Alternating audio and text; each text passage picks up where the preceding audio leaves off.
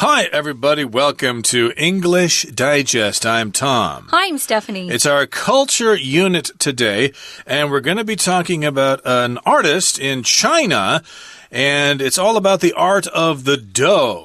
Remember, dough here is not do, re, mi, but rather dough as the kind of material you use to make bread. You mix flour and water and yeast and oil together, and you kind of push the dough around a bit before you put it in an oven.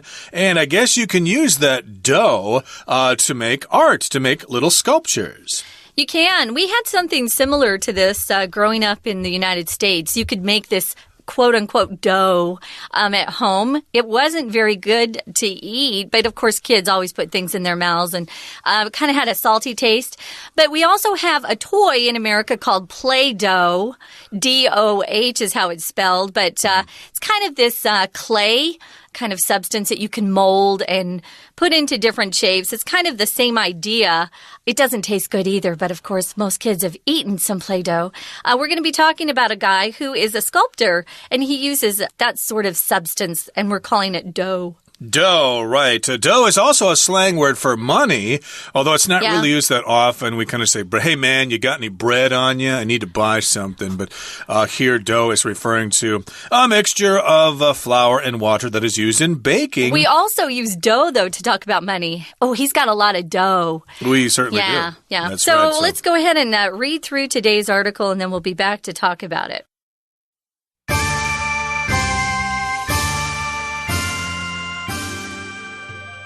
A curious child, fascinated by an artisan's skillful movements, breaks free of a night market's busy crowds to watch him work.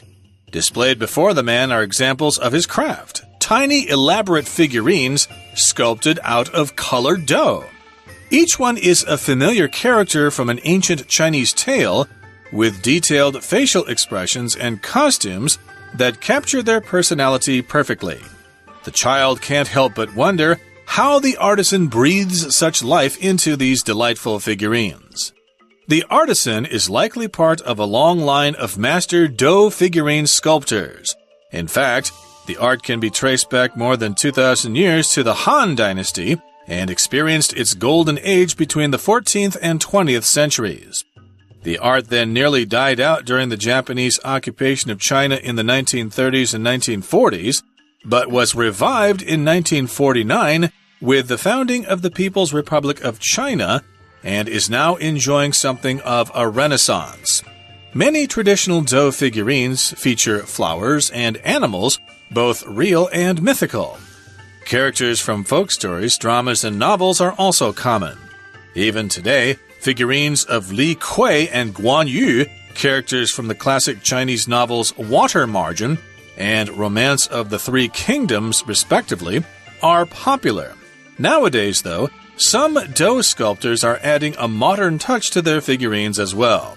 Longjia Ziyu, a third-generation sculptor in Beijing, has been creating dough figurines since childhood.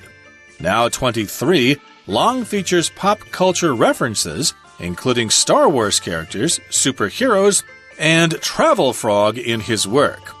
He also uses social media platforms such as WeChat to promote his figurines and bring them to a wider audience. Thanks to Long and artisans like him, this ancient art will be charming people for many years to come. So we're going to talk about the art of the dough, how Longjia Ziyu, this guy's name, how the sculptor in Beijing makes what he does and kind of the history behind it a little bit at least. We've got the scene we're going to set here, a curious child. So a kid just looking very interested at something. Why is he fascinated? He's watching the artist or artisan, the artisan's skillful movements. If you're fascinated, guys, it means you're really, really interested in something. Something's captured your interest. You could also say the child was captivated by an artisan's skillful movements. So he's fascinated by something. He then breaks free of a night market's busy crowds to watch him work. Sometimes if you go to the night market, there's a lot happening. Got to hold on tight to kids' hands if you're their parents because they'll dash off to see some interesting or fascinating thing. Fascinated by would be what the the term we would use to talk about something we're interested in. Or you could just describe something that's interesting to look at as being fascinating. That's right, and to fascinate is the verb here. So this child is in the night market. Maybe the child is with his parents in the Fengjia night market in Taichung or something like that. And, of course, there's lots of stuff to check out there, lots of clothes stands and little snacks to eat. But this kid is more interested in somebody off to the side there working on some kind of artwork. So displayed before the man are examples of his craft. Tiny, elaborate figurines sculpted out of colored dough. So we're talking about the artist here. This is an artisan. That's another word for an artist, especially if they're using their hands to create little crafts, an artisan. And so we have the word display here. That just means to show something, to set something out in order for people to look at it. So you might display things in a store window, for example. Right. So displayed before the man are examples of his craft. Something that he makes is his craft. So you're looking at tiny, elaborate. Elaborate here means lots of details. It's kind of complex to make these. They're figurines. You know, a figure is often used to talk about just a person, right? But figurines, we add that I-N-E-S there at the end because we're talking about something very small. Often when I hear the word figurine, I think of my mom. She used to collect a lot of little porcelain dolls that were quite small. Those are figurines.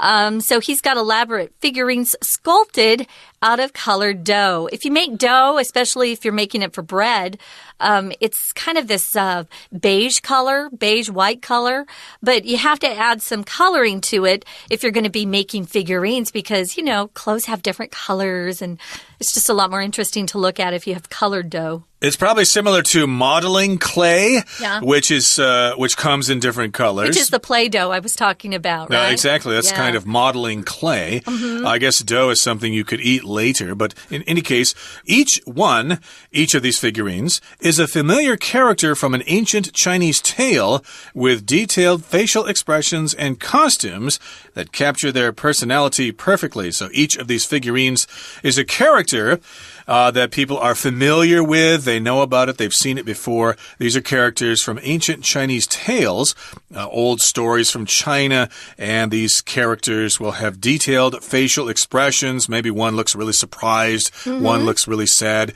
Kind of like the facial expressions from Chinese opera. Perhaps they have different sort of facial expressions there. And they also have these elaborate, I could say maybe, costumes. A costume, of course, is a set of clothing that lets you play a role. Of course, you're going to pick out a costume for Halloween. What's your Halloween costume? I'm going to dress up as Buzz Lightyear or something like that. And these facial expressions and the costumes capture the personality of the figurines perfectly. So here we've got the word capture, which could mean you get caught. If you're a soldier in war, you might get captured by the enemy and you're made a prisoner of war. But here, capture just means you're able to depict perfectly what you're trying to show. They capture the personality perfectly. They really caught it. Yeah, we'll often use that verb to talk about maybe, say, a photographer who really is good at taking photographs, especially of people, and he captures the essence or the feeling behind that person, their personality. So the costumes really capture that personality perfectly. Says the child can't help but wonder, can't help but think about or be curious about how the artisan breathes such life into these delightful figurines. If you breathe life into something, you almost make it feel like it's alive. Sometimes we'll talk about how a movie breathed life into a really popular novel. Sometimes when you're reading a book, your imagination is quite vivid, but sometimes you need those things to be brought to life on the screen, on the big screen. Here we're breathing life into these delightful figurines. Delightful just meaning something that brings a lot of happiness to someone, delights you. You can be delighted by something. These are figurines that are quite delightful, at least to the child there. Right, so the child can't help but wonder. That means the child has to wonder. The child can do nothing else but wonder about how this artisan is able to breathe life into these delightful figurines. How can he do it? That's amazing. It's spectacular. I can't believe my eyes. Now, moving on to the next paragraph here, it begins by saying, the artisan is likely part of a long line of master dough figurine sculptors. So we could say that maybe this is the guy who started doing this, maybe. Maybe if you've never seen it before, you might think it's totally his idea. But no, it's likely that he's part of a long line of these sculptors, which means there have been lots of people doing this before him all throughout history, over hundreds, if not thousands of years. A sculptor, of course, is a person who creates art three-dimensionally. They use different materials like wood or maybe metal. In this case, they use dough. They could use clay as well. A sculptor is a person who makes sculptures. So he's likely part of this long line of master dough figurine sculptors. In fact, if you read about him, you find out his family used to do this, his father. And so he grew up seeing this sort of thing. We're going to be talking about one of these third-generation sculptors in a minute. So let's look here. A sculptor, of course, is someone who takes some sort of substance. Usually it's clay or marble or wood and sculpts it, uses some sort of tool, usually a knife or something sharp, to make those shapes come to life. In fact, it says the art can be traced back more than 2,000 years to the Han Dynasty and experienced its golden age between the 14th and 20th centuries. Anytime you talk about the golden age of something, it just means the period of time when it was flourishing, when it was at its height, was producing the best work ever, the golden age of radio, or the golden age of TV. We actually are talking about the golden age of TV right now because of all the cable channels and the good programs we're seeing on TV as opposed to maybe 20 years ago. So this happened a long time ago, so I guess the dough figurines that were made back then probably no longer exist because dough probably cannot last for thousands of years unless it's preserved in a special way. Who knows? But in any case, this tradition has been passed down through a long line of master dough figurine sculptors. Okay, that brings us to the midway point in today's lesson. Let's take a break now and listen to our Chinese teacher. Hello everyone, my name is Tina.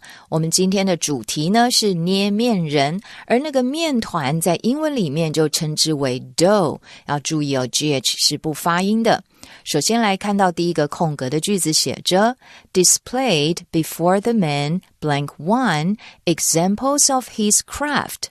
这个句子是一个倒装句，因为后面还要说出呢他的这个作品的这个是用有色的面团雕塑而来的精致的小人偶，所以为了避免句子有头重脚轻的感觉，所以真正的主词是后面的 examples of his craft， 在这里搭配复数的主词，当然就要使用复数的动词，而讲到这些作品呢被展现在这个人的前面，所以要搭配的是 be 动词，所以第一题的标准答案就选择 A, are。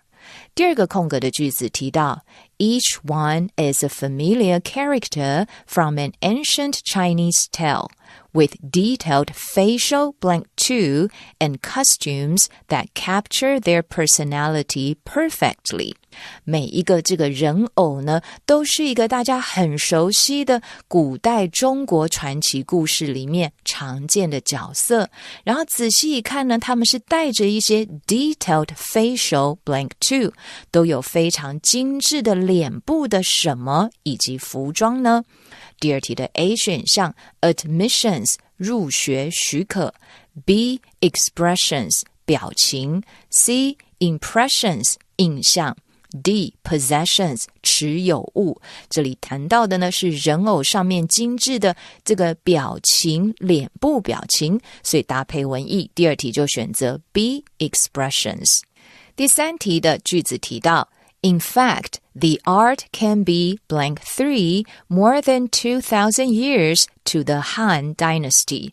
那么事实上呢，这项技艺可以怎么样到2000多年前的汉朝？我们想要探讨一下这个捏面的这样的技艺，所以我们可以追溯回到2000多年前的汉朝。第三题的 A 选项 blessed with 就是受到什么的祝福， B absorbed in 专注于， C translated into 翻译成怎么样， D traced back 追溯的意思。这里谈到这个记忆可以追溯到这么久以前，所以搭配文意跟文法，第三题的标准答案就选择 D, traced back. We're going to take a quick break. Stay tuned. We'll be right back.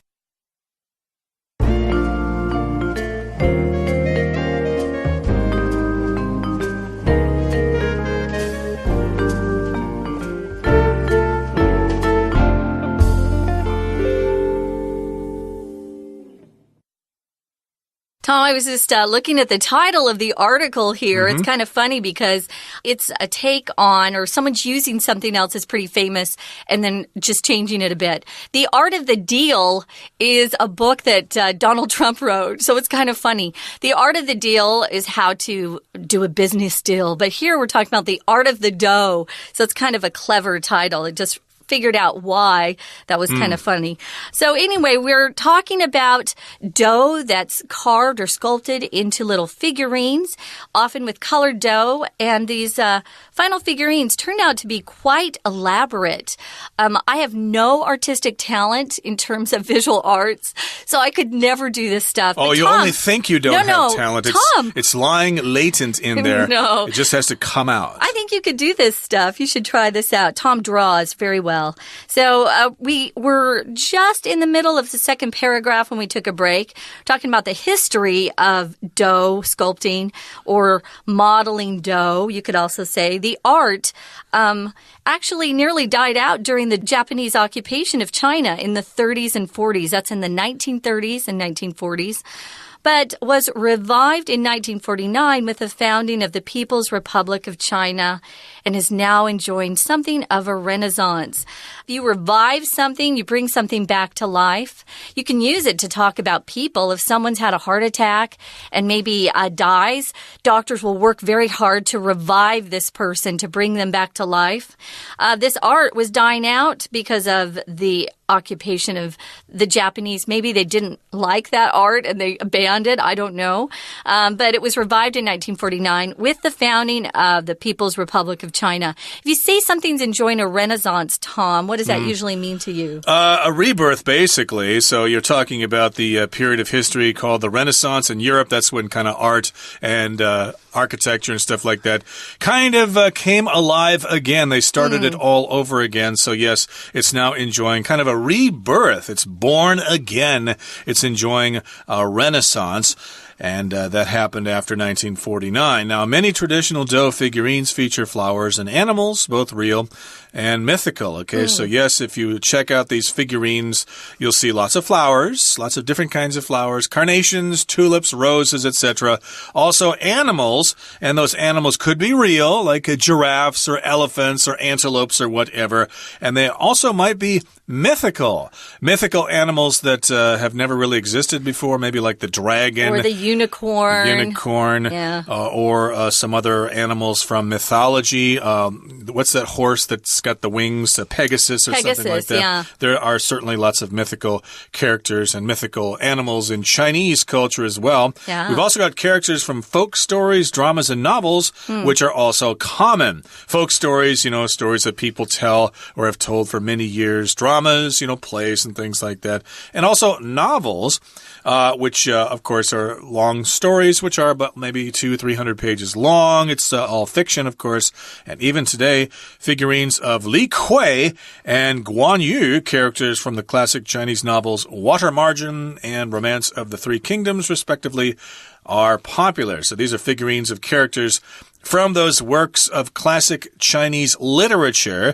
One's Water Margin, which I think is Shui Hu Zhuan in Chinese. I think it's also referred to as Outlaws of the Marsh in English, but I've seen Water Margin more common. I read that when I was in university, in the English translation, of course. We also got Sanguo Yan Yi, which is Romance of the Three Kingdoms. So you can expect to see dough figurines of the characters in those novels. Notice at the end of that sentence there with the names of the novels, we've got this word respectively. If you see that, especially in written English, it just means they've mentioned a couple of different things that match up together. So you've got the Li Kui, who appears in the Water Margin, and Guan Yu that that appears in Romance of the Three Kingdoms.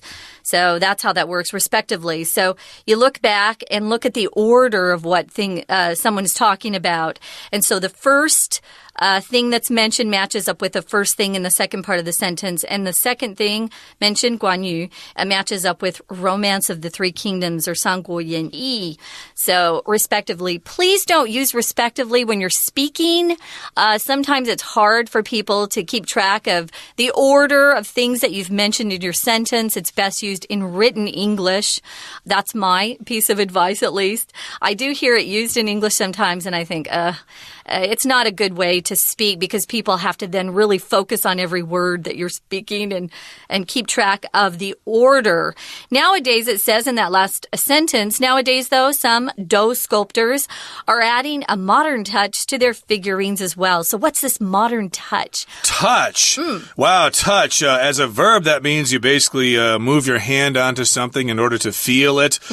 Touch can also be a noun. In this particular case, though, it kind of refers to an extra piece, little something added to something to give it more effect, especially in art. Put on the finishing touches of a work of art, the final little strokes that you put on your painting. That makes it extra special. That makes it special and actually finishes it. So here we've got a modern flavor, I guess you could say. Yeah. A modern touch put on those figurines as well. They look modern, okay? They don't look like they're from 2,000 years ago or whenever. So let's talk about this sculptor here. This is his name. Langjia Ziyu, a third-generation sculptor in Beijing, has been creating dough figurines since childhood. So he's a third-generation sculptor. I guess that means that his father and his grandfather did that as well. Those are different generations. Yeah, so I could say I'm a second-generation performer, which would mean either my mom or dad used to perform. So yeah, so look at that. He has it in his genes, you could say, in his DNA. I could also say that maybe his mother and grandmother did it too. I don't want to be sexist here. Yeah, I read, though, that his father did. I'm not sure in the previous generation who it was. But yeah, it could be his mom or his grandma, but they were probably busy working, Tom. Yeah, washing dishes and stuff like that. Taking care of kids. So he actually lives in Beijing, so he's Chinese, and he's been creating dough figures since he was a little boy, since childhood.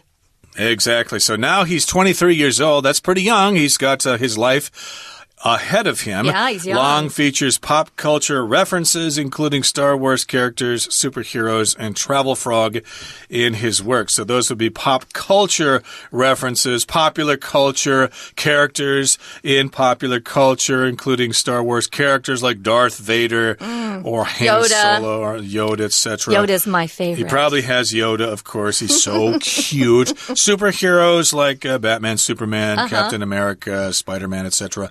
Also, Travel Frog. I had to look this up before the program. I guess it's a new popular video game played on smartphones or something like that. Do you call video games, if they're played on smartphones, video games? Or do you call them phone games or something? That's a good idea. I would call them video games, yeah. Okay. Just that's a game what we'll on call my them. phone. My video games were Donkey Kong when I was a kid and Pac-Man. Those were video games. Now everyone plays them on their phones. But he also uses social media platforms such as WeChat to promote his figurines and bring them to a wider audience. That makes sense. Of course, he uses social media. He's not going to be using Facebook, of course. That is banned in China, but there are other social media platforms that he has access to, such as WeChat. So he posts pictures there and he promotes his figurines there, and more people can see them and maybe order them and purchase them. Yeah, so thanks to Long and artisans like him, other artists, this ancient art will be charming people for many years to come. If you charm someone, it means they really find you attractive to talk to. You're really fun to talk to. Maybe you're kind of cute as well. And you have a very nice way about you. You're very friendly and likable. And so this ancient art can continue to charm people for years to come. Exactly. You can use the word charming to describe both men and women. Do you like John? Yes, he's a very charming young man. Oh, he's charming. He's nice. Boy, I would like to have him date my daughter. Okay, that brings us to the end of our lesson for today. Here comes our Chinese teacher once again. 第3段里面提到呢，这个捏面出来的作品有很多都跟神话的花跟动物呢都有可能是它的主题。那么在第4个空格的句子里面提到 Nowadays though, some dough sculptors are adding a blank 4 touch to their figurines as well。那在这里所提到的是，那到了现在呢，有一些捏面师傅也为他们的捏面人呢增添怎么样的 touch， 这里的 touch 是指这种呢气息的意思。如果你往下面看，会看到增加了很多呢新的一些现代人所看到的流行文化，所以搭配文意，我们来赶快看一下第4题 A 选项 constant 持续不断的， B jealous 嫉妒的， C modern 现代的， D plural 复数的。你会发现下面的主题都相当的跟流行文化有关，所以我们搭配文意，第4题就选择 C modern。 第5个空格，郎家子玉A third generation sculptor in Beijing, blank 5 dough figurines since childhood。 这句要选对答案，重点就在后面的 since， 从孩童时期起到现在一直都是这样子，那么我们就可以用现在完成进行式，搭配这样的句法，第5题就可以选择 B 选项的 has been creating。 讲到这个人呢 has been creating figurines since childhood， 从孩童时期就一直都在创作这样的捏面作品。接着第6个空格 He also uses social media platforms such as WeChat to blank 6 his figurines and bring them to a wider audience。 他很厉害的是还会用这些呢社群媒体像是微信来怎么样他的捏面人。第6题 A destroy 破坏， B afford 负担得起， C reduce 减少降低， D promote 推广，当然要利用社群媒体来推广自己的作品。第6题的标准答案就选择 D promote。 第7个空格Long and artisans like him, this ancient art will be charming people for many years to come。 那么怎么样他跟其他像他一样的捏面师傅，这项古代的技艺呢，在未来的许多年仍将持续的受到大家的喜爱。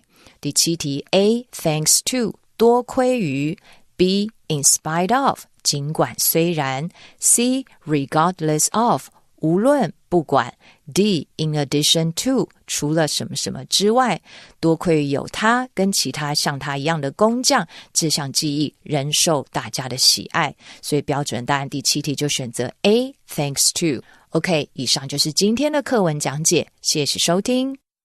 That's it for today, guys. If you haven't seen the art of Lang Jiazi Yu, you need to get online and check it out. His Superman is pretty amazing, I think. Pretty macho, huh? Yeah, pretty cool. Lots of muscles. So that's it for today. Thanks for joining us. Come back again soon. For English Digest, I'm Stephanie. And I'm Tom. Bye-bye. Bye.